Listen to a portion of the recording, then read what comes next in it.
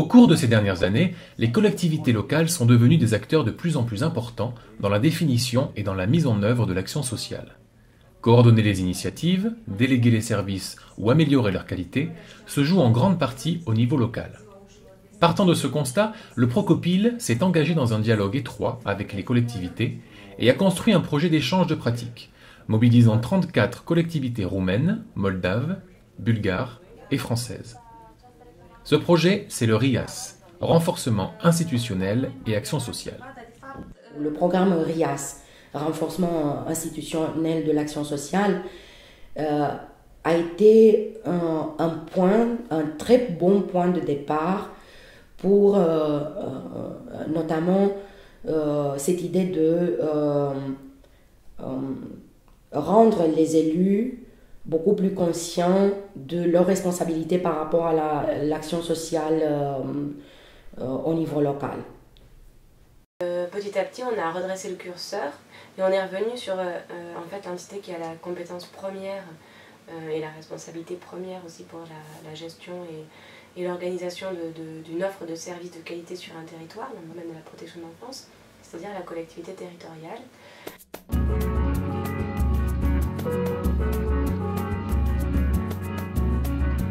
Avoir une action organisée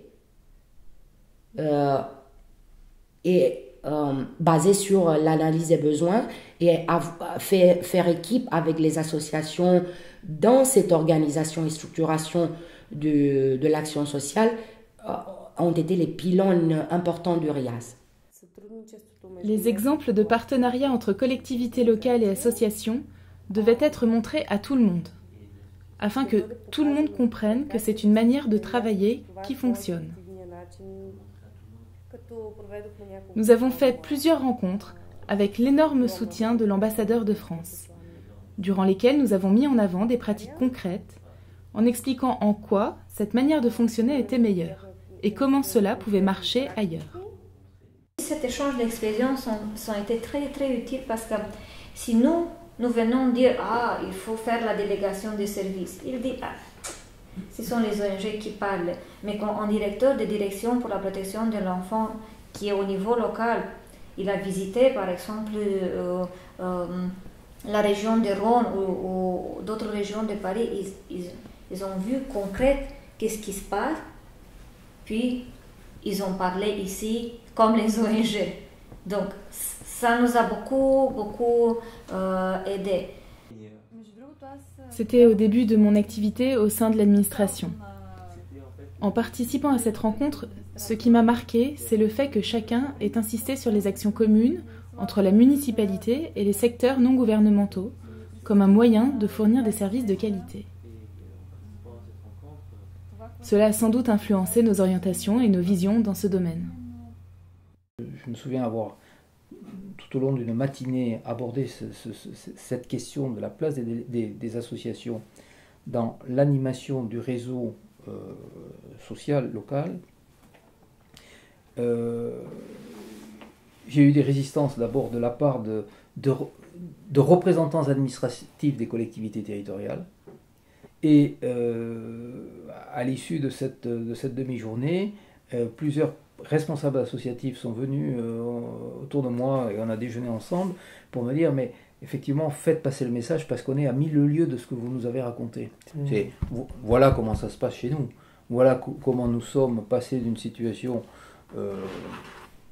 d'un pouvoir bien établi en France, en gros dans les années 60-70, à un pouvoir partagé à partir des années 75-80 et puis tel que nous le vivons aujourd'hui, et autour duquel j'ai voulu montrer l'intérêt pour les populations de cette évolution, avec cette double représentativité, celle des élus politiques classiques, le jeu de la démocratie, mais aussi la représentativité par le personnel associatif, qui est par nature représentatif d'une catégorie sociale, d'une cause particulière, et qui permet d'enrichir le débat politique.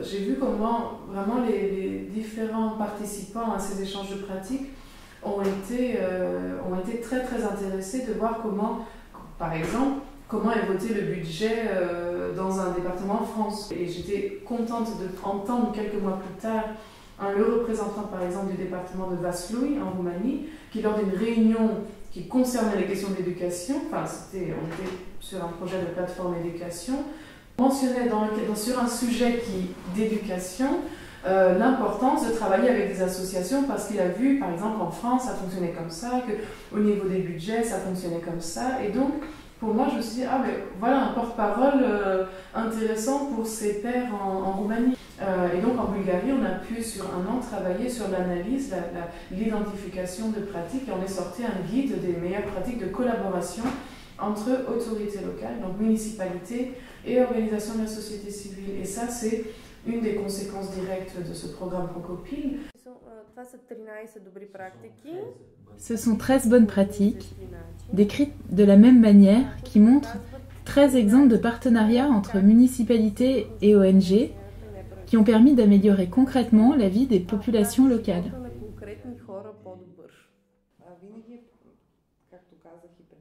Pour les municipalités, il est essentiel d'avoir quelque chose d'écrit qu'ils puissent utiliser dans leur travail. Pour eux, c'est un outil important.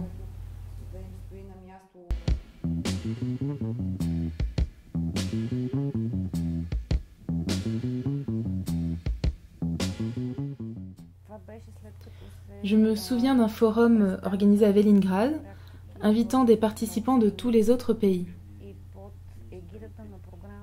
Chaque municipalité était fière de présenter, dans le cadre du programme, leurs propres pratiques. En observant, je voyais que les personnes des collectivités échangeaient des informations. Tout le monde recherchait des contacts. Pour moi, c'était une preuve qu'il y avait un besoin d'information et de mise en lien. Nous avons invité le chef de direction d'assistance sociale de Ungdungen, on l'a invité à Cahul au séminaire. C'était un échange très intéressant entre eux parce que là, tu avais le chef de direction d'assistance sociale qui te rencontrait comment ils ont restructuré le système au niveau du rayon Ungen. Et là, tu avais en face les maires des villages du Cahul, en effet les maires de villages qui sont responsables de mettre en place le premier niveau de système d'assistance et de protection sociale.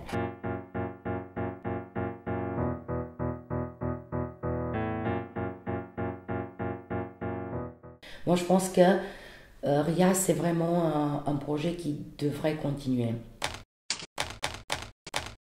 Ouais. C'est continuer ce travail que je voyais bien effectivement sous la forme d'une campagne de sensibilisation auprès des élus. Dans le sens de les rendre beaucoup plus conscients, responsables, notamment de ce qui était ressorti de ces séminaires. Le directeur de la protection de l'enfant, il est intéressé, mais ce n'est pas lui qui décide sur le budget ou sur la délégation de services au niveau local. C'est le président du conseil départemental. Ça, on n'a pas touché. Ce qui m'avait choqué, par exemple, enfin choqué, oui, d'une certaine manière, c'est l'absence totale d'élus du département. Alors, c'était dans le NERM, donc le département avec lequel nous-mêmes, nous avions une coopération. Le président du JUDET est venu ouvrir les 3 jours de réflexion et on ne l'a plus revu.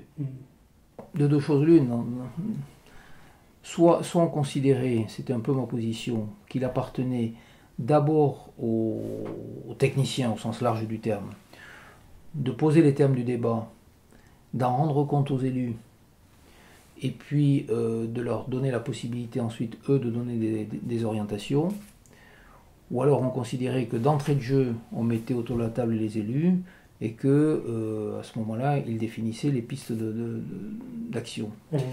Bon. Moi, je suis plutôt partisan de la première formule, parce qu'on vient de loin, qu'on ne sait pas se parler, et si nous, entre techniciens, alors qu'on parle des mêmes sujets, on a du mal à définir le cadre, c'est encore plus difficile pour les élus. Donc il est difficile à un élu de donner des orientations, alors même qu'il maîtrise mal le cadre. Donc moi, je pense qu'au niveau des points forts, ça reste cet appui sur les coopérations décentralisées. On s'appuie sur quelque chose, on est pas obligé de créer dès le début quelque chose n'existe pas, mais de voir s'il existe déjà des coopérations décentralisées, donc parce qu'ensuite ce seront les collectivités qui continueront cette coopération au-delà du projet. Donc c'est un peu ça. Voilà, là on est dans la pérennité des actions. Donc ça, je trouve que c'était un point fort. Ça crée des liens. Pour moi, c'était l'occasion de créer des liens autrement plus importants que le lien économique qui pouvait exister préalablement. C'était, je pense, un autre aspect qu'on a rajouté à travers le RIAS dans ces relations entre villes.